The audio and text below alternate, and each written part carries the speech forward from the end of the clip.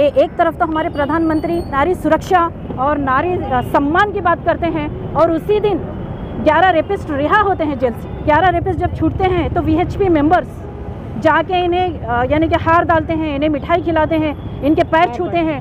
तो ये एक मैसेज दे रहे हैं कि यहाँ रेपिस्ट के अच्छे दिन आए हैं।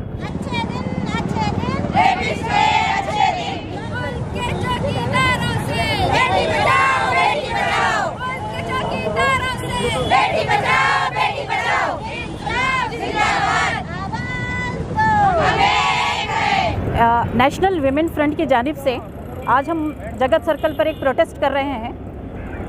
हम तमाम लेडीज़ जो है बिल्किस बानो के केस में जो रेपिस्ट रिहा हुए हैं उसके खिलाफ हमारा यानी कि ये प्रोटेस्ट आज ऑर्गेनाइज किया गया है। हम जैसे देखते आए हैं और बहुत ज़्यादा हमने पढ़ा भी है। गुजरात जो दंगे हुए हैं 2002 में, और उसमें एक बहुत बड़ा मामला एक बिल्किस बानो का जो है मशहूर हुआ है। एक गैंग रेप, एक 5 महीने की प्रेग्नेंट औरत, उस पर जो है 11 मेंबर्स जो गैंग रेप करते हैं और उसकी 3 साल बच्ची को कत्ल किया जाता है और उसके 17 फैमिली मेंबर्स में से ऑलमोस्ट 14 फैमिली मेंबर्स को ख़त्म किया जाता है। 5 औरतें उसी की सेम फैमिली की यानी कि गैंग रेप होती हैं। तो ये बहुत ही हवलनाक यानी कि बर्बरियत वाला जो इंसिडेंट्स हुआ है। उसके बाद जो बिल्किस बानो जिन हालात से गुजरती हैं और एक लॉन्ग बैटल जो लड़ती हैं जस्टिस के लिए, वो बहुत ही यानी कि सराहनीय है। इतनी लॉन्ग बैटल लड़ने के बाद जब रेपिस्ट को सज़ा होती है 15 साल बाद, वो जो है अमृत उत्सव के वक्त महोत्सव के वक्त जो है रिलीज़ होते हैं, यानी कि इंडिपेंडेंस जो मनाया जा रहा था हमारा 75वां, उस दिन ऑन द ग्राउंड्स ऑफ यानी कि जो रेमिशन पॉलिसी के तहत उन्हें रिहा किया जाता है। तो ये बहुत ही नाकाबिले बर्दाश्त जो है ये फ़ैसला लिया है गुजरात गवर्नमेंट ने। और हम समझते हैं कि जितनी यानी कि अज़ियत उसने सही थी, इतने साल वो यानी कि जीना सीख रही थी। इस बर्बरियत से और इस हौलनाक यानी कि वाक़े के बाद वो कुछ हद तक शायद संभल सकी थी इतने सालों में। और इन रेपिस्ट का रिलीज़, अब ये रेपिस्ट जो रिहा हो रहे हैं, शायद वो अब इस यानी कि इस हौलनाक दौर से फिर दोबारा से गुजरेगी। कई हमने देखा है कि हमने पढ़ा भी है कि इन सालों में जब भी वो रेपिस्ट यानी वक्तन बाहर आते थे बेल पर, वो हमेशा अपना लोकेशन चेंज करती थी। तो आप इससे अंदाज़ा लगा सकते हैं कि वो कितनी बदसुकूनी वाली और यानी कि दहशत में उसने अपनी ज़िंदगी गुजारी है। और जहाँ तक ये रेपिस्ट जब छूट के आते हैं हमारे इंडिपेंडेंस के दिन, एक तरफ तो हमारे प्रधानमंत्री नारी सुरक्षा और नारी सम्मान की बात करते हैं और उसी दिन 11 रेपिस्ट रिहा होते हैं जेल से। तो ये बहुत ही यानी कि फ़िक्रमंद बात है। एक सोसाइटी के लिए एक गलत मैसेज जा रहा है, ना सिर्फ हम मुस्लिम औरतें बल्कि समाज में रहने वाली हर औरत के लिए ये बर्दाश्त करना बहुत मुश्किल है। जिस तरह से हम देखते हैं कि 11 रेपिस्ट जब छूटते हैं तो वीएचपी मेंबर्स जाके इन्हें यानी कि हार डालते हैं, इन्हें मिठाई खिलाते हैं, इनके पैर छूते हैं। तो ये एक मैसेज दे रहे हैं कि यहाँ रेपिस्ट के अच्छे दिन आए हैं। रेपिस्ट के यानी कि इन्हें गवर्नमेंट बैकअप मिलेगा, लेकिन एक यानी कि अगर ये डिनाई करते हैं बिल्किस बानो के लिए, ये सिर्फ एक मुस्लिम औरत का मामला नहीं है, ये पूरी सोसाइटी के औरतों के मामला है। तो मैं ये चाहती हूँ, मेरा ये डिमांड है कि इस मामले को सिर्फ मुस्लिम का चश्मा पहन के ना देखा जाए, बल्कि ये औरतों की सेफ्टी का मामला है। ये एक बड़ा थ्रेट है। इस तरह के रेपिस्ट रिहा होना समाज में एक गलत मैसेज जाता है कि एक लॉन्ग बैटल के बाद जो जस्टिस होता है और बाद में ये रेपिस्ट इतनी आसानी के साथ बाहर आ जाते हैं। जैसे हम देखते आ रहे हैं कि जिस ग्राउंड पे इन्हें छोड़ा गया है, जो रेमिशन पॉलिसी 1992 को फॉलो किया गया है, जबकि एक नई पॉलिसी ऑलरेडी रेडी थी, रेमिशन पॉलिसी 2014, जिसमें बहुत सारे क्लॉज डाले गए थे, जिसमें बहुत सारे रेस्ट्रिक्शंस है, जैसे कि जिन्हें डेथ पेनल्टी दी गई है या डेथ सेंटेंस दिया गया है वो बाहर नहीं आ सकते, रेमिशन पॉलिसी के तहत नहीं आते। और जिनके डेथ पेनल्टी को लाइफ टाइम इम्प्रिजमेंट में चेंज किया गया है वो भी इसमें नहीं आ सकते, एग्जम्प्टेड हैं। और जैसे सीरियस क्राइम्स है, जैसे रेप है, मर्डर है, मनी लॉन्ड्रिंग है, उसके तहत ये रेपिस्ट बाहर नहीं आ सकते इस पॉलिसी के तहत। इसको सरपास करके जो ओल्ड एक्सपायर्ड पॉलिसी थी 1992 की, उस पॉलिसी के तहत इन्हें बाहर निकाला गया। और जो कमेटी बिठाई गई, 12 मेंबर की जो कमेटी बिठाई गई, उसमें हमें ये जानना है कि इसमें कितने न्यूट्रल यानी कि मेंबर्स थे। और कितने पॉलिटिकल एंड नॉन पॉलिटिकल या फिर आरएसएस के मेंबर्स थे जो ये रेपिस्ट इतनी आसानी से बाहर आ गए। यानी कि किसी रेपिस्ट को रेमिशन पॉलिसी के तहत लाने के लिए बहुत सारे बॉडीज़, बहुत सारे लेवल से गुजरना पड़ता है। जैसे जेल में डिस्ट्रिक्ट मजिस्ट्रेट होता है, जेल सुपरिटेंडेंट होता है, होम मिनिस्टर होता है, चीफ मिनिस्टर होता है। ये सारे लेवल से गुजर के कोई एक पॉलिसी जो है उसके तहत, ये रेमिशन पॉलिसी के तहत कोई क्रिमिनल बाहर आता है और इसमें सर्टन कंडीशंस है। वो क्रिमिनल्स इस यानी कि पॉलिसी के अंडर में आएंगे जो अबव 60 ईयर्स हैं, जो विमेन है या ट्रांसजेंडर है या टर्मिनली इल है, उन्हें इस पॉलिसी के तहत छोड़ा जाता है। लेकिन यहाँ पे ये सारी क्राइटेरिया फिट नहीं होता, यहाँ पे बहुत हद तक मैनिपुलेशन हुआ है।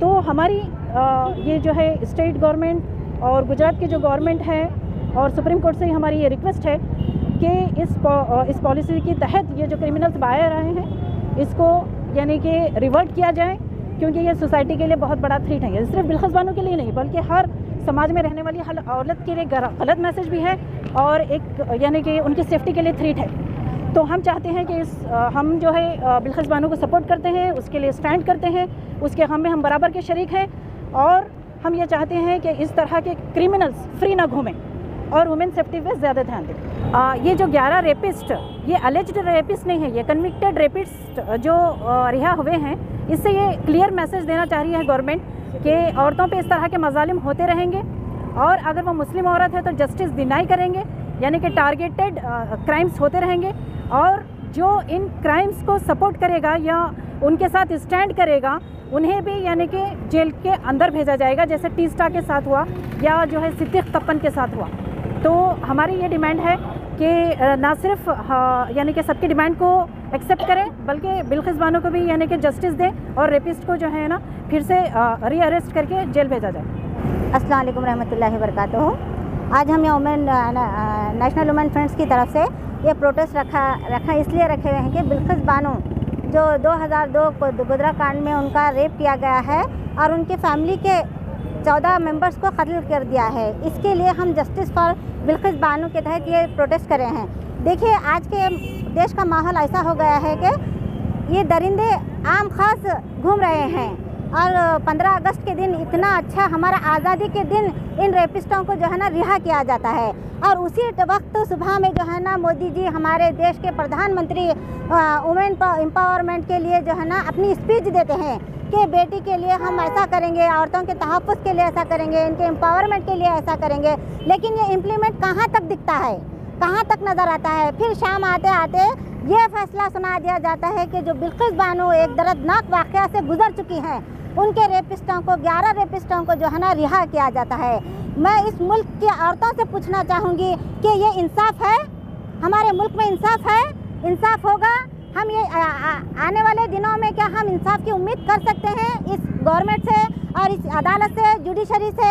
ये सवाल है, ये सवाल मेरी एक का नहीं, हमारी पूरी जो बहनें जो देश में हैं उनका सवाल है। ये एक बिल्किस बानो का किस्सा नहीं, ये जो गोधरा कांड में 2002 में है, ऐसी हमारी कई बहनें हैं जो इस वाक़या दर्दनाक वाक़या से गुजर चुकी हैं। लेकिन ये एक वाक़या आज मीडिया में वायरल हो रहा है, इसलिए मैं उन हमारी बहनों से पूछना चाहती हूँ जो जिंदा दिल हैं, क्या इस वाक़े को सुनकर हमारी रूह काँप नहीं जाती?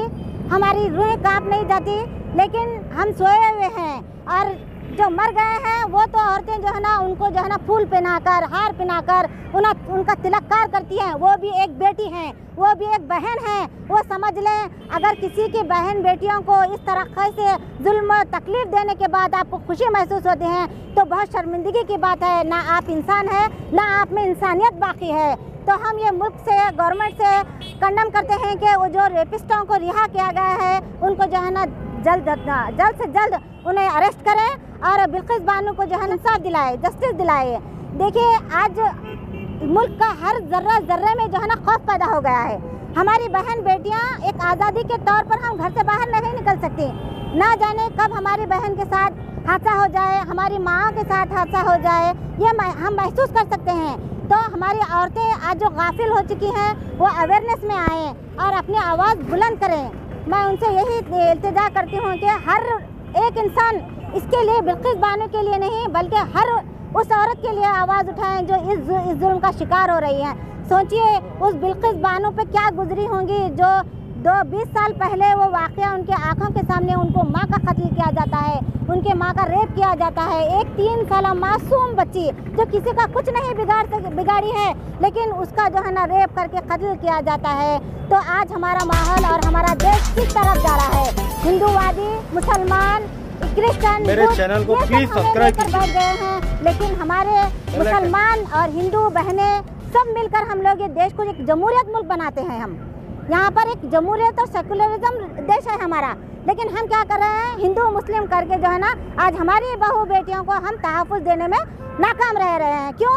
ये हमारी नाकामी है। जो औरतें उन लोगों को बढ़ावा दे रही हैं, उन्हें शर्म आना चाहिए कि ऐसे रेपिस्टों को वो सजा देने की कोशिश करें, ना कि तिलक करके उनके आरती मेरे करें। चैनल को प्लीज सब्सक्राइब कीजिए। ये मेरा डिमांड है और गुजरात गवर्नमेंट से और हमारी सेंट्रल गवर्नमेंट से मैं डिमांड करती हूँ और इस बात की कंडेम करती हूँ कि उन रेपिस्टों को जल्द से जल्द जो है ना सज़ा दे दिया है। और एक मैं चंद अल्फाज के साथ, अशार के अल्फाज के साथ, हमारी जो बहनें यहाँ पर ठहरी हुई हैं, ये एक बिल्किस बानो का दर्द नहीं है, मुल्क की हर लड़की का दर्द है। आए ग़ज़वे दाग हरा न देना, कातिल को छुड़ा न देना, ज़िंदगी मौजज़ा, मैं ज़िंदा हूँ लेकिन हक़ को मार दिया है।